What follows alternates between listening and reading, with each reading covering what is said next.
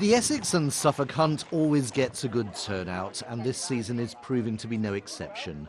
But for the 6th year running, its hounds won't be chasing foxes, but a scent laid by a quad bike, which is why everyone here can't wait for the Hunting Act to be repealed.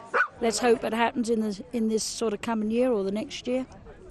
It's really important for you, is it? Well, yes, we want to get back to how we were. I've been hunting all my life, which is over 50 years. The hunting fraternity had always expected the Conservatives to repeal the Act as soon as they entered government.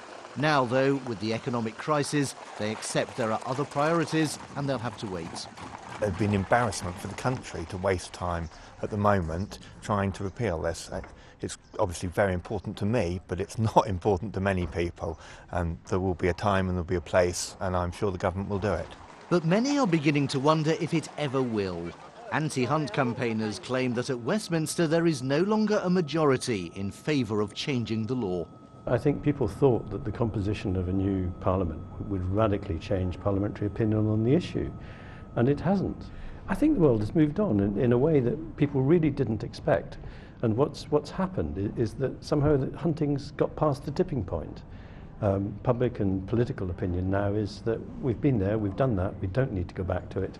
And is this a sign of the changing times? There is now an organisation called Conservatives Against Fox Hunting, set up by a party activist earlier this year.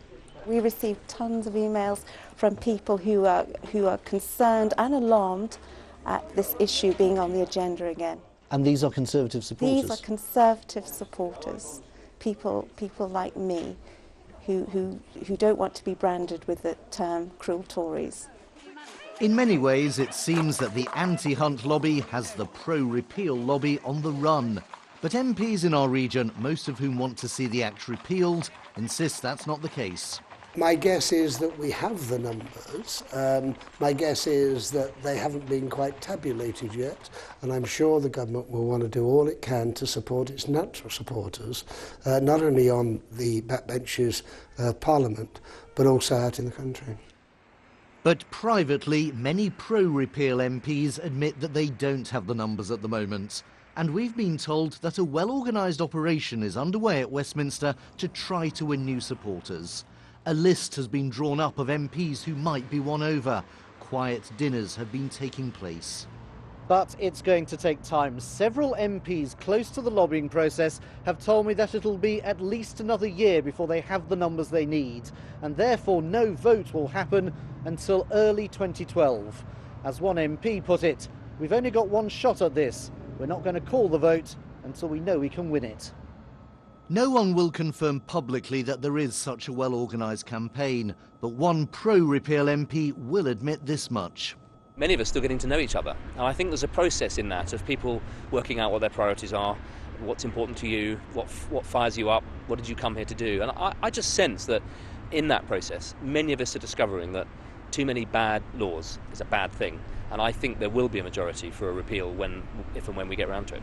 Those who want the Act repealed insist it's not just about whether you like hunting or not. It's also about freedom of expression and changing a law which they say has been unenforceable. They believe the Act will eventually be repealed, but they're going to have to wait much longer than they'd expected for it to happen.